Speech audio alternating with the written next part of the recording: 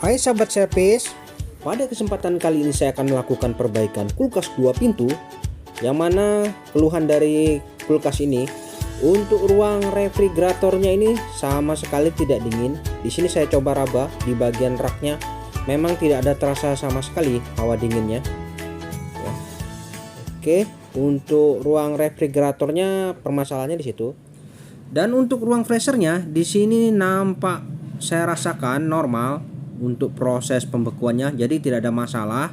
Menurut keterangan dari konsumen, memang di ruang freezer ini kondisinya masih normal. Saya akan coba cek untuk fan pada freezernya ini ya, masih bekerja ya. Untuk fan motor pada ruang freezer pada evaporator di sini ada hembusan udara, jadi nampak memang terasa dingin di sini masih. Oke, sudah kita telusuri permasalahannya di situ. Jadi untuk ruang freezernya masih kondisi normal ya, tidak ada masalah. Namun hanya permasalahan di ruang refrigeratornya saja yang tidak dingin. Baik, kita akan coba lakukan pembongkaran pada bagian kap freezernya ini, yang mana kita akan coba lihat apakah terjadi pengeblokan atau tidak ya. Di sini dari fan-nya ini nampak masih berfungsi normal ya. Jadi kita harus lihat apakah terjadi pengeblokan atau tidak. Oke, di sini saya coba amati di bagian dalamnya. Nah, yang pertama dalam hal proses pengecekan, kita perhatikan terlebih dahulu untuk fan-nya ini pastikan berfungsi. Nah, ini fan-nya ya, saya coba hentikan ya. Masih berfungsi normal, jadi tidak ada gangguan di masalah fan ya, mantap. Kemudian di belakang fan ini terdapat evaporator, yang mana kita akan coba lihat apakah ada tumpukan salju di belakang evaporatornya nih. Namun di sini menggunakan lapisan busa yang sangat rentan ini terjadi patah apabila kita paksa membukanya. Namun di sini saya coba raba di saluran udara di bagian bawah, memang terjadi gumpalan es di bagian bawah. Oke, ini tidak bisa kita lakukan pembongkaran secara instan. Kita harus cairkan terlebih dahulu bongkahan es yang menumpuk di bagian evaporator. Jadi kita tidak bisa langsung memaksa membukanya, bisa berakibat fatal, patah. Oke, kita cabut dulu sumbernya, kita matikan kulkasnya, dan kita akan coba cairkan terlebih dahulu untuk esnya ini. Jadi yang harus kita perhatikan apabila di bagian ruang freezer evaporatornya nih, cupnya terbuat dari busa seperti ini ya, kita jangan paksa lakukan pembongkaran secara instan, karena nanti akan dapat merusak di lapisan busa ini ya. Jadi kita tidak bisa memaksa. Baik, saya akan coba cairkan terlebih dahulu di bagian ruang freezer ini. Oke teman-teman, setelah dirasa cukup proses pencairan pada ruang freezer kap bagian evaporator ini, selanjutnya kita baru bisa melakukan proses pembongkaran lapisan busa ini. Biasanya sangat mudah apabila sudah tidak ada gumpalan es di belakang freezer ini ya. Oke, di sini nampak jelas alurnya tidak rusak ya busanya, karena kita lakukan dengan benar proses pembongkarannya. Untuk ini ada soket fan, kita bisa lepas terlebih dahulu ya. Di sini ada soket, yaitu soket fan-nya. Saya lepas dulu. Kemudian di samping sebelah kanan di sini ada soket termostat. Ya, ini saya coba lepas dulu. Saya ingin melihat kondisi dalamnya seperti apa biar lebih jelas. Yang pertama, saya amati terlebih dahulu untuk tampungan airnya ini di sini. Di bagian heaternya nih, apakah ada genangan air? Sepertinya tidak ada masalah. Jadi menandakan bahwa proses saluran pembuangannya lancar, tidak ada masalah ya. Jadi permasalahannya bukan di situ. Kemudian kita beralih ke bagian akumulator. Nah, di sini ada akumulator yang mana di situ biasanya ada komponen yang namanya bimetal depros. Nah, ini kita coba lihat. Nah, di sini ada bimetal depros. Komponen ini sangat rentan sekali rusak. Jadi kita harus pastikan pada komponen ini fokus ya. Nah, ini di dalamnya nampak terdapat seperti basah. Jadi kita bisa curigai untuk komponen satu ini. Mungkin kita akan coba lakukan pergantian nanti. Oke, dan di sini kita akan coba cek di bagian headernya apakah bekerja, untuk bimetal deprosnya apakah berfungsi normal. Nah, di video kali ini saya akan coba bongkar bagaimana cara mengatasi permasalahan hal semacam ini. Di sini saya coba alihkan ke belakang, yang mana kita akan coba lihat di bagian belakang terlebih dahulu. Kita mencari di mana letak depros timernya. Oke, biasanya bila tidak ada di depan, depros timer diletakkan di bagian belakang biasa. Ya. Oke, kita coba lihat dulu untuk kulkas ini dengan tipe RT21MH SS1 XSE ya. Di sini sudah jelas nampak, dan menggunakan rangkaian sistem timer 13. Nah, seperti ini teman-teman untuk sistem 13. Kemudian di sini nampak mesin kompresornya, yang mana kita bisa lihat berapa kapasitas mesin kompresor yang digunakan. Namun sebelumnya di sini kita buka terlebih dahulu jala-jala pelindungnya ini. Kita bisa lihat berapa mesin kompresor yang digunakan. Untuk mesin kompresornya di sini menggunakan SD162H L1U2. Ini kategorinya adalah 1/5 PK ya. Cukup mumpuni ya untuk kompresor sebesar ini. Oke, di sini di sebelah kiri ada box, yang mana di sini biasa terdapat depros timer. Nah, di bagian depros timer ini sangat vital teman-teman. Jadi ada ketiga komponen, yang mana di bagian flasher tadi ada bimetal depros dan header. Kemudian di bagian belakang sini ada yang namanya depros timer. Nah, di bagian depros timer ini kita akan coba telusuri apakah memang ada masalah di bagian depros timer ini. Oke, untuk box pada depros timer ini sudah terbuka, dan di sini nampak kita lihat ada komponen yaitu kapasitor dan depros timer. Dan bentuk depros timernya sedikit unik. Ini kategorinya depros timer yang pertama kali ya. Jadi tidak umum. Kita lihat ada tambahan kapasitor ini untuk mesin kompresornya ya. Oke. Dan sekarang kita akan coba fokus di bagian komponen utama yaitu depros timer. Jadi untuk depros timer seperti ini adalah depros timer keluaran lama ya, memang cukup mumpuni dan bukan berarti tidak bisa rusak ya. Jadi kita patut curigai juga untuk depros timer ini. Nah, di bagian depros timer ini di sini ada pin-pin yang mana sudah diketahui, pin 1, pin 2, pin 3 dan pin 4. Dan kita sudah ketahui dari skema tadi adalah sistem timernya ini adalah sistem 13. Nah, untuk melakukan proses perbaikan ini kita harus arahkan terlebih dahulu. Di sini ada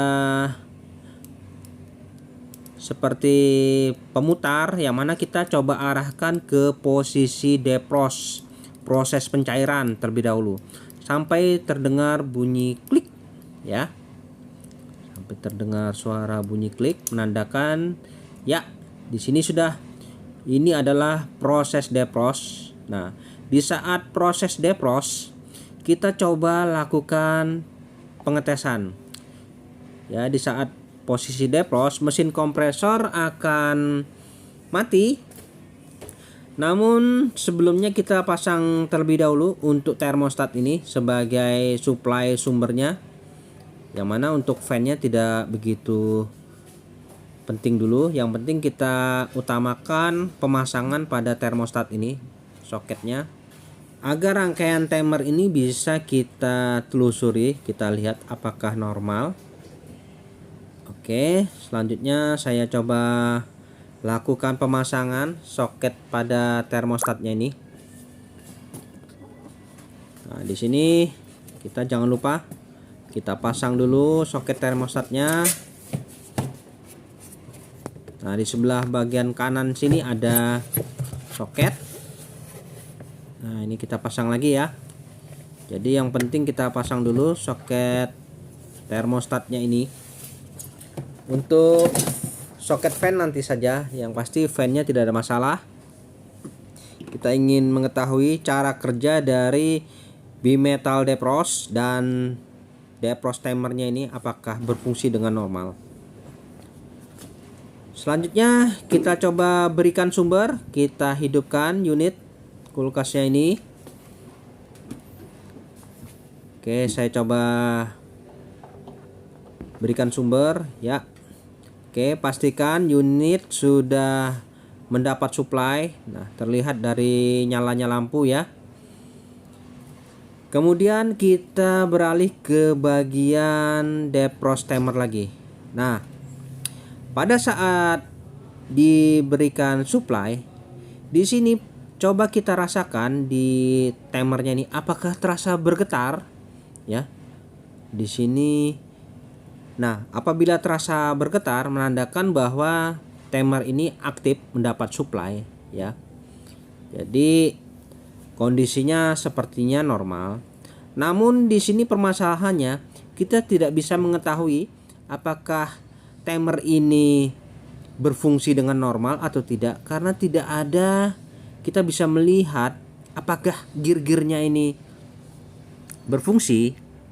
Nah, di sini saya akan coba lakukan modifikasi, mengganti timer yang versi lama menjadi timer yang versi sekarang. Nah, di sini karena timernya memiliki lubang yang bisa melihat apakah timer ini gearnya berfungsi, jadi lebih yakin dan lebih pasti ya. Oke, dan caranya cukup mudah. Di sini kita bisa tinggal samakan saja letak soketnya ini. Yang mana untuk timer yang versi lama soketnya sesuai dengan yang ada, namun untuk versi yang baru ini sangat berbeda soketnya. Namun hal itu tidak membuat saya bingung, karena di sini sudah ada petunjuk, ada pin 1, pin 2, pin 3 dan pin 4. Yang mana kita tinggal mencocokkan saja letak pinnya ini. Ya, walaupun bentuknya ini berbeda, namun fungsinya sama saja ya, teman-teman. Jadi tidak ada masalah ya. Yang penting kita cocokkan saja letak pinnya ini secara berurutan. Oke. Jadi untuk melakukan proses modifikasi timer ini tidak perlu khawatir. Yang pertama kita cabut dulu sumbernya ya. Kita cabut dulu sumbernya. Jadi tujuan dari video ini adalah untuk memastikan untuk timernya ini apakah kondisinya normal atau tidak. Di sini saya coba lakukan pergantian saja. Namun apabila teman-teman merasa yakin timernya ini normal, ya tidak perlu diganti ya. Di sini saya hanya untuk meyakinkan saja bahwa untuk pergantian timer itu tidak masalah, walau versi lama dan versi baru.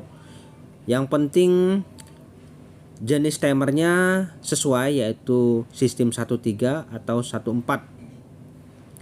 Oke, karena di sini menggunakan sistem 13, saya memiliki timer yang terbaru yang saya yakini normal dengan sistem 13. dan akan saya coba gantikan timer yang lama menjadi timer yang baru. Oke, yang pertama kita coba cocokkan dulu ya, seperti ini pasangannya ya, timer yang lama dengan soket yang lama seperti ini urutannya. Kemudian kita akan telusuri yang mana pin nomor 1 terletak di sebelah kanan. Nah, ini sebelah kanan berarti kabelnya berwarna putih.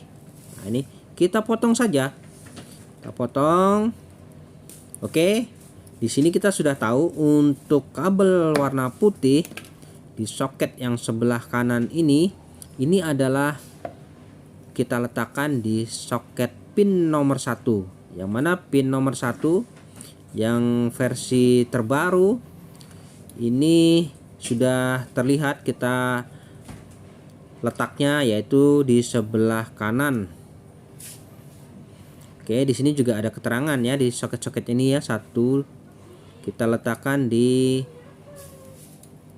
pin nomor 1. Nah, ini. Nah, seperti ini. Jadi tidak mungkin salah, teman-teman, ya.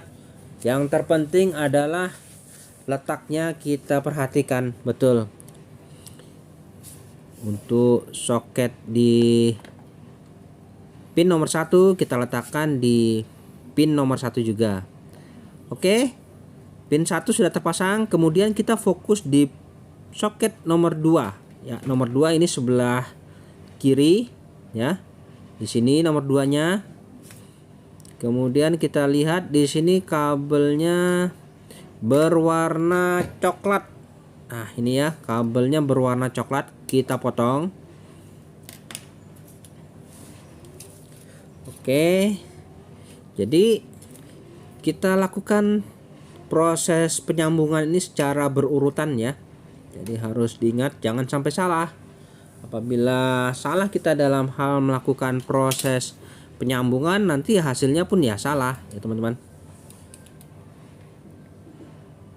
Oke, di sini kita fokus di soket pin nomor 2, yang mana untuk timer yang terbaru pin nomor 2 soketnya bersebelahan dengan pin nomor 1 ya. Kita tinggal sambungkan saja.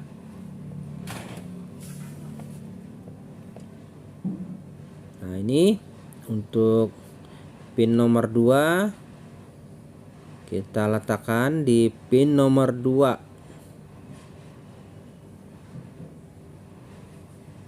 Oke ya, sudah kita sambungkan.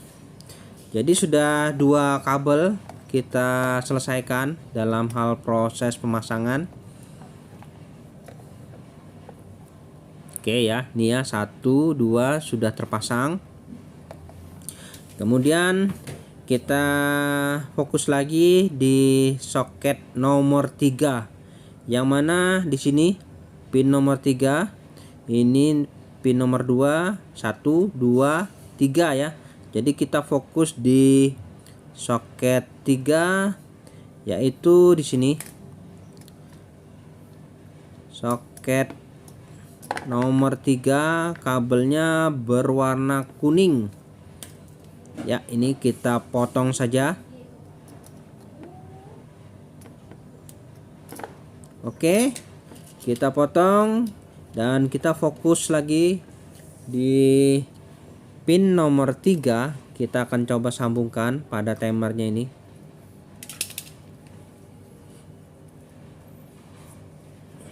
Oke, saya coba lakukan penyolderan terlebih dahulu. Jadi untuk proses pergantian timer ini tidak masalah, walaupun bentuknya beda namun fungsinya sama saja. Oke, ini saya coba sambungkan ya. Untuk soket pin nomor 3 saya letakkan di pin nomor 3 juga di timer yang terbaru ini. Oke, sudah tersambung ya. Jadi tinggal satu lagi soket pin yang belum kita pasang, yang pasti itu adalah pin nomor 4. Nah, di sini tinggal kita lihat untuk soketnya ini ada 2 kabel berwarna biru yang menuju ke soket pin nomor 4 di sini. Ya, kita pastikan betul. Ya, betul ya, berarti ada dua kabel. Ini adalah kabel kompresor dan fan biasanya. Ya, ini kita jadikan satu saja. Jadi untuk kabel berwarna biru langit ini kita jadikan satu keduanya dan akan kita sambungkan pada pin nomor 4. Jadi apabila teman-teman dalam hal proses perbaikan tidak memiliki jenis timer yang lama namun memiliki jenis timer yang baru, bisa kita lakukan modifikasi seperti ini. Tidak ada masalah, hasilnya sama saja ya teman-teman. Yang terpenting sistem timernya ini sama, yaitu sistem 13. Karena sistem timer itu ada dua jenis, yaitu sistem 13 dan sistem 14. Yang mana dari sistem kelistrikan, dari diagram kelistrikannya tadi kita bisa ketahui bahwa timer yang digunakan menggunakan sistem 13. Jadi kita harus ganti sama menggunakan sistem 13. Oke, tinggal satu soket yang belum kita pasang. Di sini tinggal di pin nomor 4, tinggal kita pasangkan saja. Nah, ini saya coba solder. Oke, ya. Jadi genap sudah, keempat pin soket timer ini sudah tersambung semua sesuai dengan urutannya, yaitu 1, 2, 3 dan 4. Oke, seperti ini ya teman-teman. Jadi saya yakin bahwa timer yang saya miliki ini kondisinya normal dan kita bisa intip di bagian jendelanya ini, dan pastikan posisi kita atur di posisi defrost.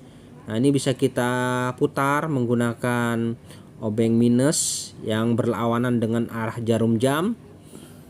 Nah, ini kita putar berlawanan arah jarum jam ke posisi defrost, yang mana nanti kita bisa intip di bagian gearnya ini apakah berputar. Nah, ya, apabila berputar menandakan bahwa timer ini normal. Baik, saya akan coba hidupkan dulu unit kulkasnya. Ini posisinya lagi posisi defrost ya. Jadi mesin kompresor tidak aktif.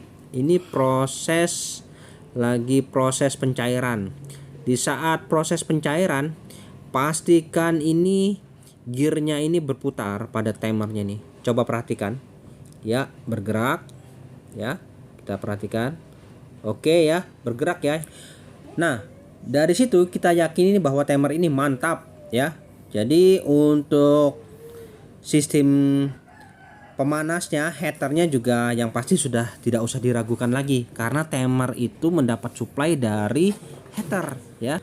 Oke, sekarang kita beralih lagi ke komponen satunya, yaitu bimetal defrost. Nah, di sini kita coba curigai lagi di bagian bimetal defrost, yang mana kita ketahui untuk heaternya bagus. Tinggal kita fokus di bimetal defrost ya. Untuk bimetal defrost ini, yang mana kita akan langsung saja lakukan pergantian, karena untuk komponen bimetal defrost ini adalah komponen yang sering sekali rusak. Jadi kita lakukan saja pergantian. Di sini untuk melakukan pergantian kita cabut dulu sumbernya. Pastikan tidak ada arus mengalir pada unit. Oke, selanjutnya di sini ada dua kabel. Kita potong saja. Kita potong untuk komponen bimetal defrost ini, mana kita akan coba langsung lakukan pergantian ya. Nah, ini bimetal defrostnya seperti ini, kita ganti saja dengan yang baru. Oke, saya akan coba siapkan komponennya yang baru. Nah, ini saya memiliki bimetal defrost seperti ini. Bentuknya berbeda namun fungsinya sama saja ya. Jadi tidak perlu kita ragu, fungsinya sama saja, sama seperti halnya timer tadi. biarpun bentuknya berbeda namun fungsinya sama. Nah, di sini kita langsung saja lakukan pergantian untuk part bimetal depros ini dengan yang baru, karena untuk bimetal depros ini adalah komponen yang mudah sekali mengalami kerusakan. Oke, saya coba sambungkan terlebih dahulu kabelnya ini. Di sini kita coba sambungkan kedua ujung kabelnya ini. Ini walaupun pemasangan terbalik tidak ada masalah ya, karena bimetal depros ini cara kerjanya hanya seperti saklar switch ya. Apabila didinginkan dalam suhu tertentu, maka switch di dalam bimetal ini akan terhubung. Oke, seperti ini contohnya. Apabila kondisi dingin, switch ini akan menghubung. Anggap saja sambungannya ini switch ya, seperti ini contohnya. Ini akan menghubung seperti ini. Nah, apabila saya hubungkan seperti ini, maka proses depros ini berlangsung, artinya heater ini bekerja ya. Jadi seperti ini, seperti switch saja, menghubung dan memutus apabila didinginkan dalam suhu yang ditentukan.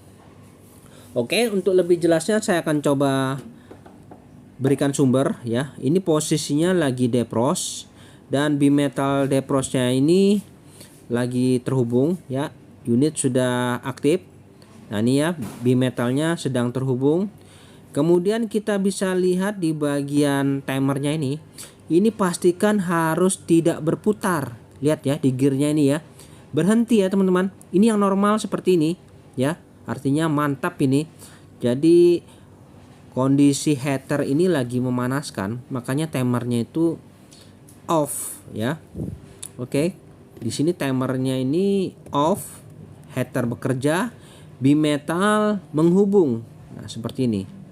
Dan untuk lebih meyakinkan, ini bisa kita tes apabila switch ini berfungsi akan terjadi lonjakan api. Nah, seperti ini ya. Oke, kita coba tes. Nah, ini menandakan bahwa heater ini bekerja. Oke, saya coba gelapkan dulu.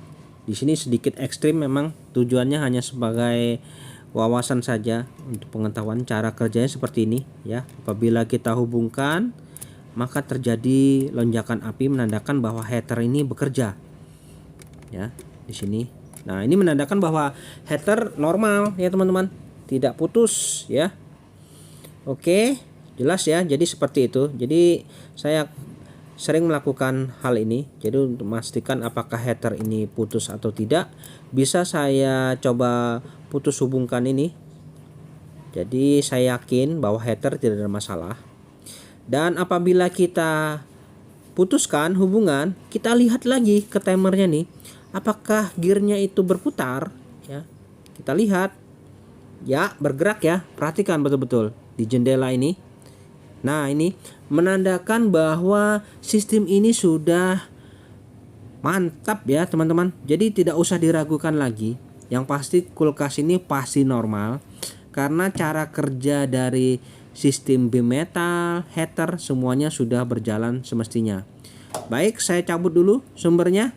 Nah, dari sini kita bisa dapat kesimpulan bahwa sebenarnya untuk perbaikan kulkas ini sangat mudah. Yang penting kita mengetahui cara kerja sistem defrostnya ini. Nah, di sini saya coba rasakan untuk heaternya ini ya, terasa hangat, panas ya. Jadi menandakan bahwa heater telah berfungsi. Dan untuk bimetal defrostnya, karena kita coba ganti yang baru, jadi kita yakin hasilnya pun pasti normal. Dan selanjutnya kita tinggal melakukan pengisolasian saja untuk sambungan bimetal defrostnya ini. Jadi untuk proses perbaikan kulkas ini, kita merasa yakin bahwa kinerja dari sistem kelistrikannya sudah benar, karena bisa kita lihat tadi dari perputaran dari gear pada defrost timernya juga sudah normal. Bimetal sudah kita ganti yang baru. Untuk heaternya normal, tidak ada masalah. Selanjutnya tinggal kita rapikan saja. Nah, di sini jangan lupa untuk soket fan-nya ini kita pasang ke posisi semula ya. Nah, seperti ini. Jadi setelah kita yakin semua soket sudah terpasang, tinggal kita rapikan saja. Yang pasti kita yakin hasilnya pun akan normal ya teman-teman. Jadi trik-triknya seperti itu sudah saya jelaskan semua pada teman-teman. Jadi apabila mengalami masalah pada kulkas 2 pintu, saya rasa sudah tidak ada hal yang harus dikhawatirkan lagi. Nah, ini untuk timernya sudah, kita tinggal rapikan saja. Tinggal kita masukkan di box dan jangan lupa kita percepat, kita arahkan ke posisi running, ke posisi proses pendinginan kita putar sedikit. Jadi pada saat kita berikan sumber, kompresor langsung aktif. Oke, saya coba rapikan terlebih dahulu untuk bagian belakangnya. Dan setelah saya rapikan semua seperti ini, dan saatnya kita akan coba lakukan pengetesan. Nah, ini saya coba berikan sumber ya, saya hidupkan. Setelah itu kita lihat, pastikan kulkas sudah mendapatkan sumber dari lampu penerangan di sini. Nampak ya, normal. Oke, ya, sudah aktif. Selanjutnya kita akan coba lakukan pengetesan pada air mineral. Saya coba letakkan di bagian ruang refrigerator. Kemudian di bagian ruang freezer di sini saya juga akan lakukan pengetesan.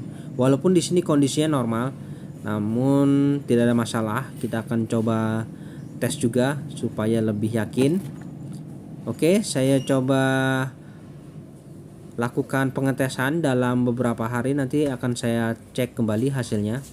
Dan saya raba di bagian dindingnya, mantap ya panasnya ya. Oke teman-teman, kita coba tinggal saja dulu dalam beberapa hari. Baik teman-teman, setelah kurang lebih 2 hari kemudian saya coba lakukan pengecekan, dan mari kita coba lihat hasilnya bagaimana. Nah, di sini untuk ruang refrigeratornya saya coba raba di rak-raknya, ini sangat terasa dingin. Kemudian air mineral yang kita lakukan pengujian di sini nampak terasa dingin ya teman-teman. Terlihat dari airnya ini. Oke, jadi tidak ada masalah untuk ruang refrigeratornya ya.